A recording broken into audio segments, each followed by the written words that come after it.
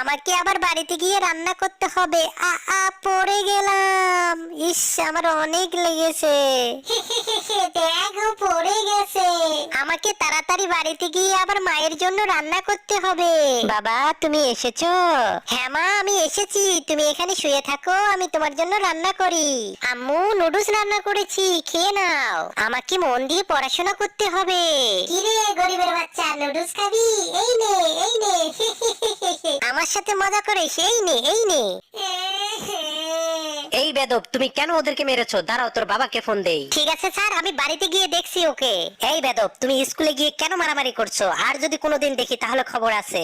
মা, বাবা আমাকে বকা দিয়েছে। কালকে পরীক্ষা আছে, ভালোভাবে পড়তে হবে।